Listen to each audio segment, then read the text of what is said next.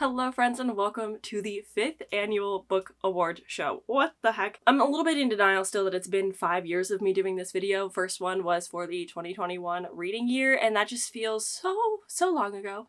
Oh my god, so long ago. So yeah, here we are today. We're gonna talk about my bookish awards. So these are the books that are not my best, not my worst. Those are in 2 different videos already up on the channel if you're curious as to what my favorites were. But I read 260 plus books, so I read a lot. And I just find myself always talking about the same like 5 books, 10 books, 20 books, whatever.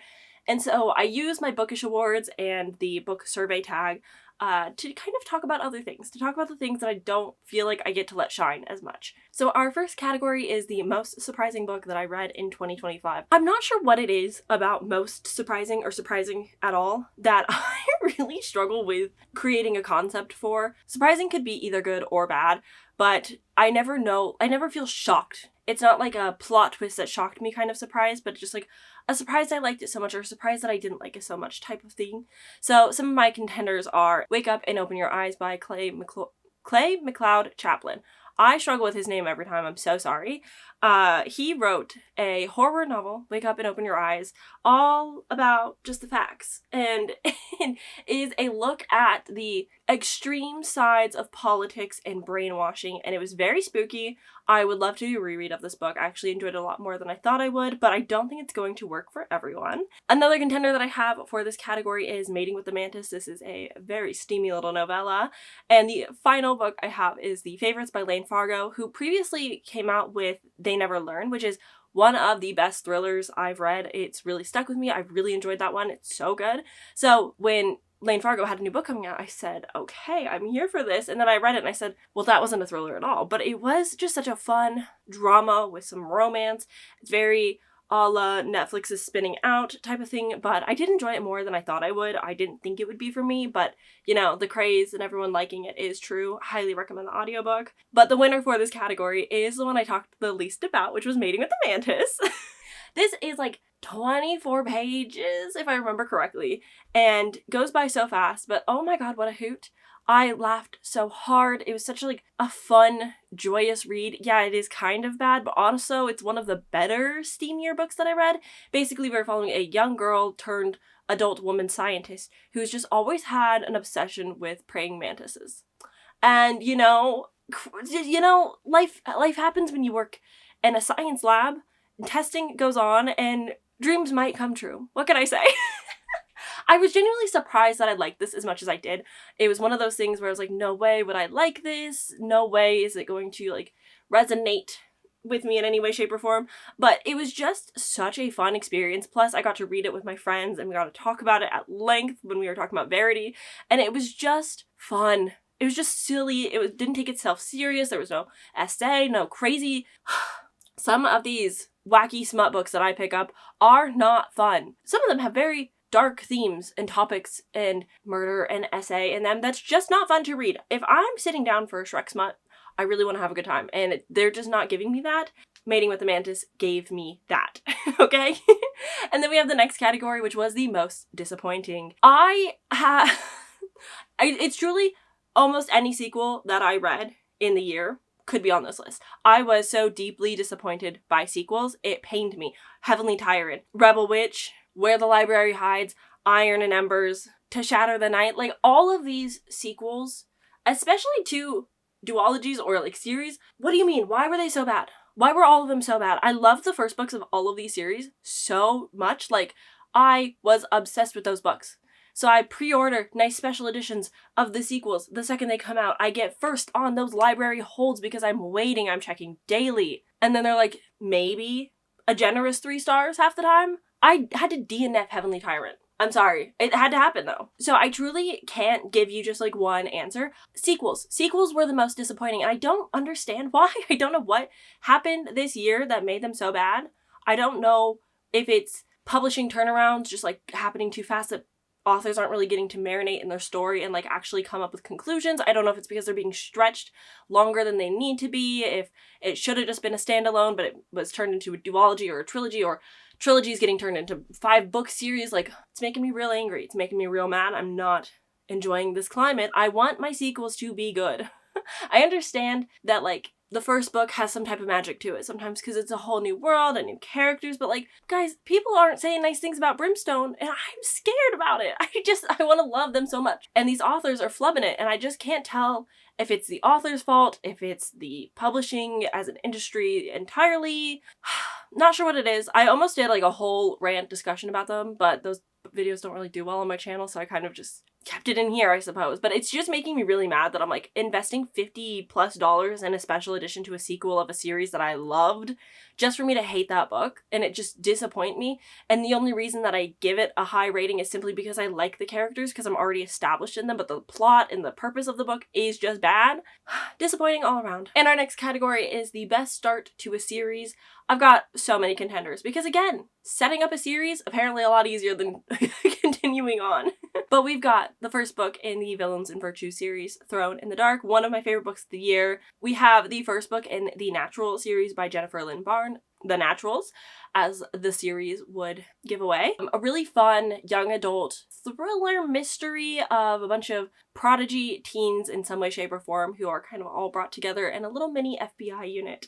And they do fun little behavior analysis type stuff. Very Criminal Minds coded, very fun, a great time. I also want to throw on here like Red Rising, because I did a reread of it, but I have already talked about it at length on this channel so many times, but I just love the first book so much. And then we also have A Deadly Education by Naomi Novik, the first book in the Scholomance series, which is a dark academia fantasy.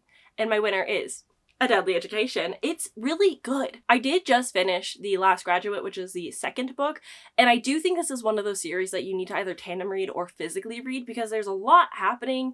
It's very like magically dense. Like there's a lot of world building, a lot of characters that are kind of coming in and out as the school is coming together to try and fight the school itself.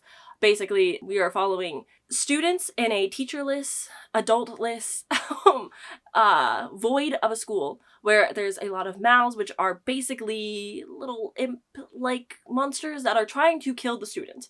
And it's very deadly, very cutthroat, students coming after students. There's also enclaves where they get, you know, more special privileges. I really enjoy the conversations of privilege in class that are going on in the series. I just really love the world building too, and also the characters are really fun. The romance in it, truly top tier. Like that's how you do it. That's how you do a young adult romance where it's like, will they, won't they? They've got so much going on, like outside of each other, but also like want to be next to each other, but also can't confess they like each other's presence. That's a stretch too far. It's just so fun. It's such a fun series. I'm so happy that I finally started it. And our next category, I don't actually have anything for. Sorry, I'm not doing the awards correct this year, but we are just kind of chatting and hanging out. So the next award goes to any book that I read between February to like May of 2025. Basically any book that was forgettable. I would say out of the 260 books that I read, I don't want to do that again, but out of the books that I read, I would say about 50 or so completely out of my brain. Those are the books that I did a bad job taking notes on because I did not excel at my notes this year.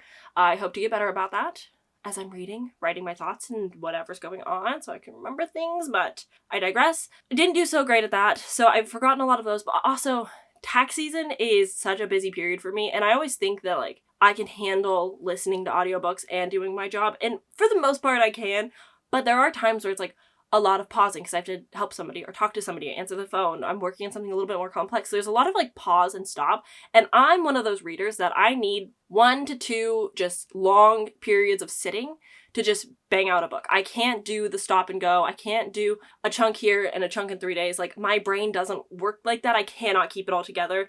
I really just need to sit with a story to be in it, to really invest into it. So tax season is really hard for me to commit everything to memory. And also like, again, if I didn't write notes on it, it's not going to stick with me. Like I read The Inheritance for the Literally Dead Book Club.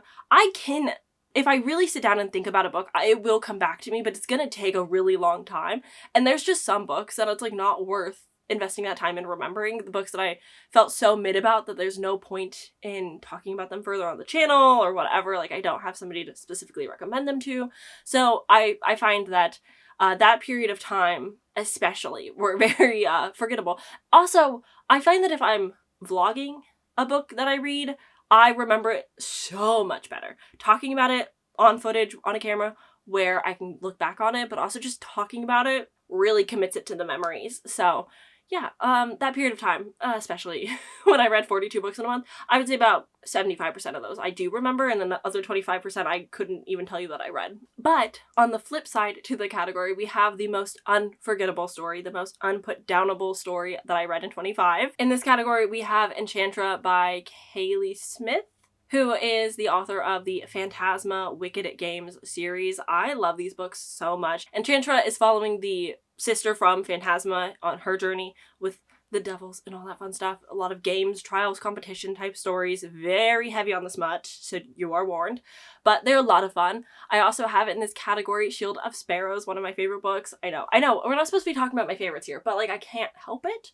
I flew through Shield of Sparrows. I had such a blast with it. It's another romantasy book. And then the final book I have in this category is Anathema by Carrie Lake, my winner. Oh my god, guys. I gave this book 4 stars, and I cannot stop thinking about it. I can't. But I do sort of wonder if it stuck with me because it's a longer book, and I would say that I tend to read books in the 300 to 400 page range. Like, I prefer a shorter novel. I think just because that's, you know, the common, like, novel size. I feel like that's pretty average, but I lean towards shorter books than larger books, but I feel like a lot of romantasy, especially those that are really being like released on Kindle Unlimited, where it's like per page read, the more money you make type thing, they get pretty long. And a lot of the times, I don't feel like they need to be that long. I'm currently reading a book that's audio is 33 hours. I don't understand why, I don't appreciate it. But Anathema, the atmosphere, the characters, the ending, the world, it just really stuck with me. It's a book that I'm so excited to reread so that I can give you guys a plot recap, as well as Eldritch, the second book, all before the third book comes out, which I have no information on yet. But I just really liked everything that it had. I didn't feel like a page was wasted. It's definitely like, you gotta get through that first 100 pages before the characters actually meet each other, but once it meets, oh boy, howdy. I had a really good blast with this. I had quite a blast with this. I'm really excited to jump back into the world. I really miss it. I just want to be there. Our next category is my favorite cover of the year. I have 3 contenders for this category. We've got the first one, A Treachery of Swans by A.B. Polinek. Then we also have This Monster of Mine, no clue who the author is. And then we also have This Princess Kills Monsters. All stunning covers. I really like the color palettes, the artistic, painterly style to them. I just think that they're very pretty additions, but my winner has to be... Oh, this isn't even the right cover. Okay, I grabbed A Treachery of Swans to show you. But this is a special edition cover, so it's actually not the same, so never mind. I don't know why I even tried holding up books for this video. A Treachery of Swans has one of my favorite covers of 25. That's what the category is. That's where I stand. It's just such a pretty book, such pretty artwork. Everyone has been really into my copy of Dark Sisters, and I don't know, something about it kind of gives similar vibes. Probably because of like the painting vibe, just like that style of like, clearly somebody took time to do this art, and there's no chance of me questioning if AI was used. I really appreciate it. I really like those covers. But I just think the artwork itself is stunning. I love it. I need to read A Treachery of Swans still. Don't come at me. I've pushed my hold off so many times now, but I'm really excited for it whenever I get to it. Next category is a fun one. Most memorable or favorite character of the year. I've got quite a few. I'm not the type of person to like get a new fictional boyfriend that I obsess over, or characters that I think about super long term, but here's a couple that stood out. My first novel of the year was Project Hail Mary. I won't say who my favorite character is because it is kind of a spoiler, but god, fantastic book. Highly, highly, highly recommend. Audible exclusive audiobook. It's just such a good production. I think it really gives one of the characters a lot more of a lively presence and really made me feel a lot of heartache and pain. So I highly recommend that. Next character I've got is Lucy from First Time Caller by B.K. Borison. This is, what's that movie? Sleeping in Seattle or something like that? Everyone loves the movie. I'm not really a big rom-com movie watcher, but everyone loves that movie, and it's a book similar to that. It's set in Baltimore, but it has like a small town and a big city vibe, which I really appreciated. But we've got Lucy, who is not really looking for love, as, you know, all good romances should be set up for. But she is a single mom with the help of the dad and his, I think, husband, who live next door. The friend lives across the street. Like, she's just got a really good community around her. But Lucy herself is just such an interesting and fun character. She's a mechanic. She really takes a lot of the typical female protagonist we have in a romance and flips it on its head. It's not really what you would expect a woman to act like. And I just really appreciated her as a character. She's very fun and jovial. And then I've also got Ellis from The Favorites. Now, here's the thing. I know I'm not talking about my favorite books, but here we are talking about The Favorites. Ellis is a side character. He's not one of the main characters, but God, is he... he loves the tea. He loves the drama. And I appreciate him for that. He is a gossip and he gets us through the book. I just loved his like little chime-ins every once in a while. And then my winner is actually going to be a character I haven't mentioned yet, which is going to be from A Throne in the Dark, Amma. I'm sorry, I know. I'm not supposed to talk about my favorites. I can't help it. They're just favorites for a reason. I love them so much. I love those characters as well, but Amma and Damien especially really stuck out to me. Amma is such a fun, bubbly character who has lots of secrets and lots going on for her, and I just loved her journey. I loved her outlook on life. I loved the way that she made friends. I hope to aspire to be a little bit more like her. I want to make friends this year, and so I'm going to channel a lot of Amma's fun, bubbly energy, and hopefully that'll attract nice people to me. Next category we have is the most beautifully written category. I'm going to be so for real with you guys. I'm not the best judge of like an objectively well-written book. I can tell you when like prose looks nice or whatever, but words and me, we don't really get each other. We're kind of like magnets in that way. I am dyslexic, and as much as like I aim to broaden my vocabulary and try to talk in an articulate way that like makes sense and gets my points across, I do often fall back on a lot of the similar same words to use because I don't know what to say and I get nervous. Talking is not like my biggest skill set, which is funny to have a YouTube channel and not be great at, but here we are. I can like look at a word I can look at pages and go like, yeah, that I think is good, but like I'm not the best at writing, and so I struggle with knowing like sometimes I use big words and I go, clearly that's a mark of good writing, but that's not really the case. It's just me not knowing things. And so I'm just saying this is sometimes a category that I struggle with. So my contenders are Come For Me With Apples, which is a novella horror, I suppose, with a twist that I really implore you to know nothing about. Go into this book completely blind.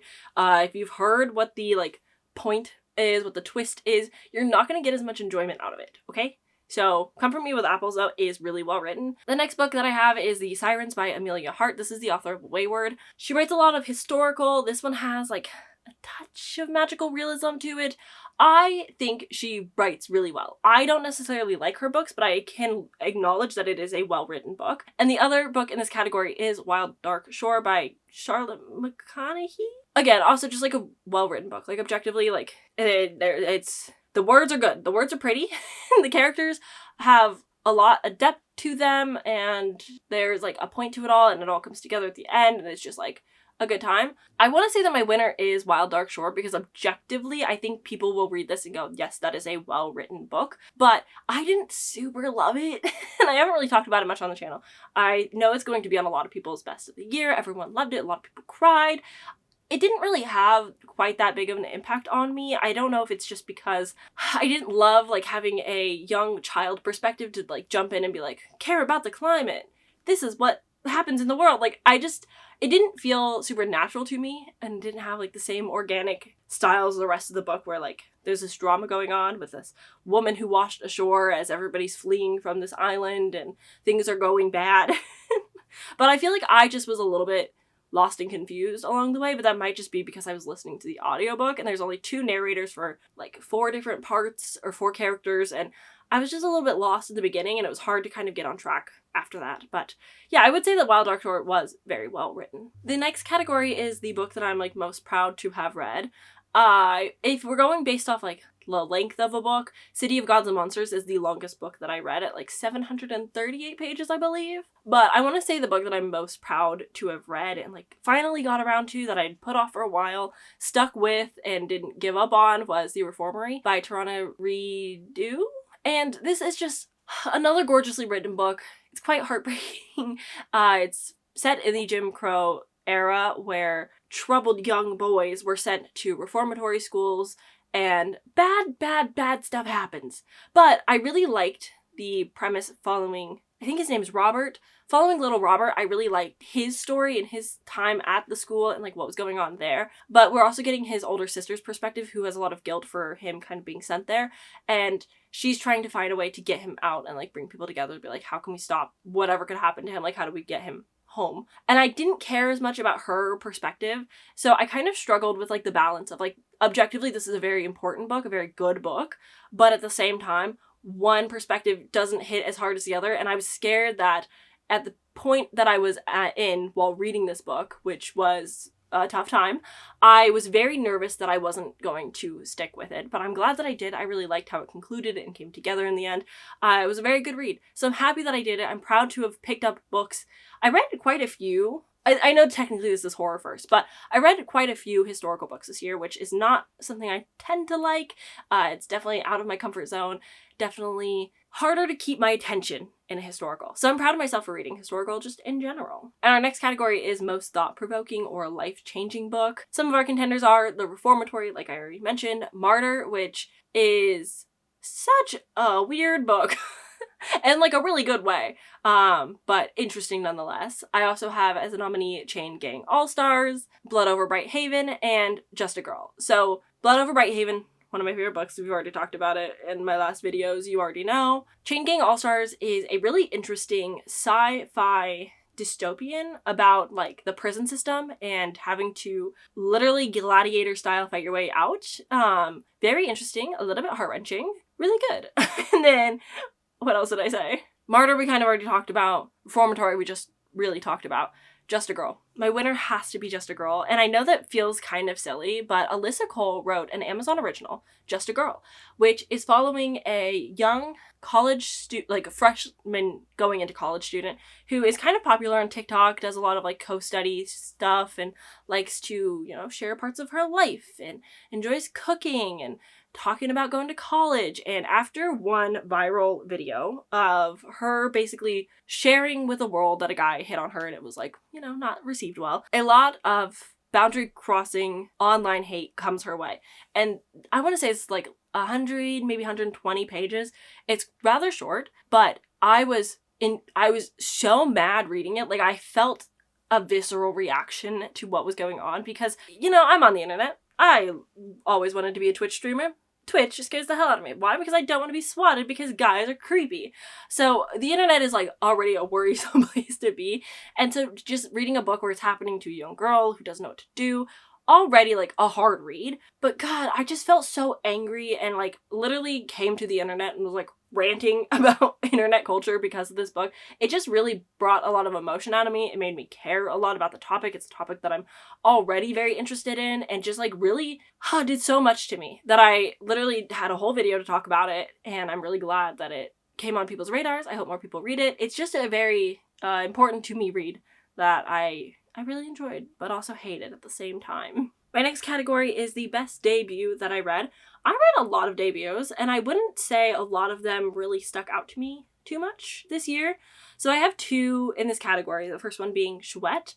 I read this because of Richie. Richie was like, guys, we need a buddy read this. It's so good, one of their favorite books. And I was like, bet, I'll read whatever you tell me to. And it was okay, it was good. It was like objectively good, but it was also about like motherhood and what would happen if maybe you gave birth to a baby owl who's also your child. And it's like a big old metaphor, but it was really well done. It's just not my favorite like topic, so I don't have like the best feelings towards it, but like I objectively recognize that it is good and I had a lot of fun reading it with my friends and talking about it, but also like isn't necessarily like for me. And the other one that I would have to say probably wins, but also with a big huge asterisk, is Julie Chan is Dead. I didn't like this book. I don't like it. I was not a fan. I would say that I probably enjoyed about 30% of this book. When it's set on the little isolated island where all the girls and this like friend group go away and it gets a little bit culty, that's when I was really into it. I loved the horror elements of this, but it's not a horror book. It is definitely more of a thriller, kind of. It's also following like celebrities. It's got the mystery of like what happens if your famous twin celebrity dies and you take her place, kind of like Yellowface in a way. I feel like there's a lot of things that I could connect this book to that I've enjoyed, that I'm like, yeah, I can see where you maybe got some of these ideas and influenced and inspiration. Cool. I hated all of it. I did not care about the celebrity stuff. I did not care about her with this like friend group and like trying to be this famous YouTuber and all this stuff. Simply, I could not care for any of those things going on, but the horror elements in this book stick with you for life. You won't forget them. They're gonna stick with you. You're gonna think about them a lot. And I think those elements really elevated this book for me. It's a debut, and I'm like, okay, I don't ever want to read anything from you but horror. Like, I want you to give me Mayfly level splatterpunk almost horror. Like, give me the disturbing stuff. I'm here for that. Thank you. But I would say everything else in this book I didn't super like, but those parts stuck with me. Oh goodness, oh goodness, oh goodness.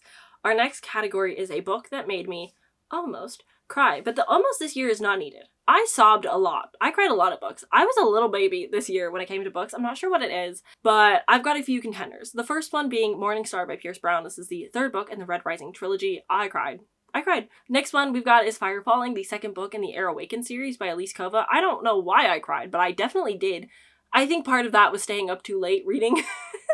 Just like laying on the couch at 3 a.m. reading a book, crying. Another book that made me cry this year was The Adjusted Crown. This is the sequel to The Adjusted Heir. A lot of people don't like the sequel and the conclusion to the story. I really liked it. It's a trope that I don't mind. I rather enjoyed a lot of the directions that I went in. It's definitely longer, definitely a little bit less romantic, but I liked when there was romance, so it worked for me. But I did cry. I sure did. And then, weirdly enough, we have I Was a Teenage Slasher. I teared up a little bit. This one didn't make me cry, but I was definitely on the verge of crying. Like, if I had allowed myself and really sat with the feeling a little bit more, I think I could have, but I tried to not. And the final book in this category is The Games Gods Play, and I hate this book. I hated this book, okay? It's a bad book. I really did not like The Games Gods Play, but for some reason, the things that were happening in the book, the conversations that were happening between characters, a lot of it resonated with me at points, and I was a little bit heartbroken at some of it. I did not full cry. It didn't make me cry, but I did get a little bit teary-eyed, a little bit like, oof, ow, relatable. That I don't like being caught up in my book sometimes. That kind of feeling from it. But the winner has to go to Morning Star by Pierce Brown. Oh my god, ow. Pierce Brown really knows to go straight for the jugular. He knows where it's going to hurt you the most. He knows what's going to scar you for life, what's going to make you question every decision you've ever made to read a book. And I love him for it. I cannot wait for Red God to come out. I can't wait to just like finish everything. I know I didn't really like Iron Gold that much in comparison to the rest of the series, but man, I'm still excited. I still want to read Dark Age. I still want to pick up Lightbringer. I'm for sure going to be there when Red God comes out. I can't wait. It's going to be exciting. But yeah, there's definitely one of those things where I'm like, oh, ouch. What a way to end the first trilogy, my guy. Ooh, I love this category so much. So if you don't know, I read a lot of audiobooks. Like, predominantly, I read audiobooks because I work a 4/10s type of job where I can just sit there and data entry and I don't need to use my full brain power. So I have one thing distracting my little brain where I listen to my audiobooks, and then one work that's doing like analytical data entry bookkeeping stuff. And that method really works for me. I don't find myself too distracted in one area or the other. I don't like check out of the audiobooks unless I'm in a bad headspace, but those are different things. Typically, I can listen to an audiobook and do my job just fine. So this category is the best audiobook that I listen to. I take notes of all the books that I read. Amongst the note-taking that I do, I also give a spice rating and an audiobook rating. So these were some of the best audiobooks that I listened to. The first one being Project Hail Mary. I already shouted it out. I already mentioned it. Sorry. Next one is The River Has Roots? This River Has Roots. The next nominee is The River Has Roots, and this was a very lyrical, very beautiful sisterhood, fae, somewhat romancy type of novella debut. I think this was the first time this author kind of wrote on their own. They've written for This Is How You Lose the Time War, which everybody loves. I really need to do a reread of that. But there really is something about a audiobook that has singing in it that just instantly makes me enjoy it. She's a good singer, really helped sell the story and the like lyrical prose of it all, and having music be such a big influence. Fantastic. And my next nominee is Starter Villain. This is like one of the last couple of books that I had read in the year. I hate to say it because we all know Amazon, not great. Amazon Audible exclusive, I would say 8 times out of 10 are going to be a really good audio. The production's better. Another one that I have on this list is Dungeon Crawler Carl. Amazon puts good production behind. I know it's not that, like Amazon doing the production, but like they know which books to pick up and which ones are gonna get better narrators or have sound effects like Dungeon Crawler Carl. I can understand that one being a little overwhelming for some people. It really worked for me. Starter Villain is like the step down from Dungeon Crawler Carl in terms of like normal audiobook. Like, it's just the narrator really sold the story. It was very funny. It was told in a really good, engaging way, but it doesn't have the distractions of level up, award, achievement unlocked. Like, it doesn't have as many ding ding ding ding dings going on behind you, but I like them both. And the final audiobook I have actually isn't based off production so much as just like I really like the narrators. Plain Bad Heroines, I got nothing more to say. I just really like their voices. And sometimes it is just that simple. Audiobook listening is subjective, dependent on if you like sound effects or music or if you just really like their voices. So those were some of my favorites. And the winner, I think, goes to Project Hail Mary. But I think Dungeon Crawler Carl and Starter Villain are also like all, in the same network. I think that they're all really well done, really good productions, really good voices. All men, which is interesting because I will be honest, a lot of the times when I listen to like a dual narrated story and one of the narrators is a man, I will sometimes tune him out a little bit more than I will a woman. So that's, we've talked about my character flaw. We know this about me. So I'm just saying. And now we can kind of shift into less about specific bookish things and kind of talk about the book community. My favorite buddy read of the year. I don't have a lot of nominees. I didn't do a lot of buddy reading this year, not as much as I thought I did or had hoped to, which is why one of my 2026 goals is to do more.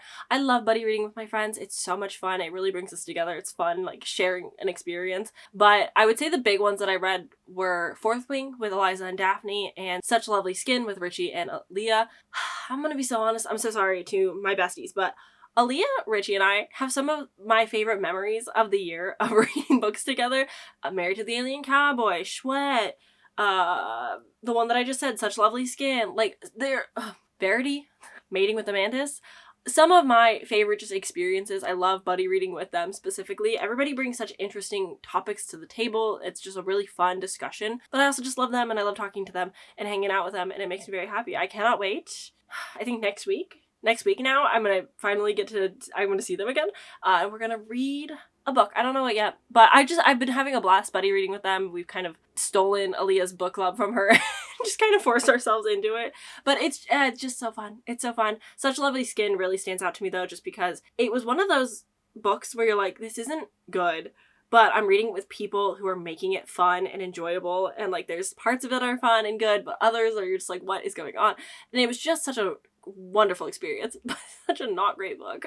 Next category is favorite readathon that I participated in. I feel like I must absolutely shout out Escape the Readathon because Lexi asked me to be one of the co-hosts and I was a ghost, and so I read the most books that I think I've ever read in a month, which was like insanity for me, but I had so much fun. I love Escape the Readathon. I love Realmathon. I love magical realism. Aurelium is such a beautiful magical place.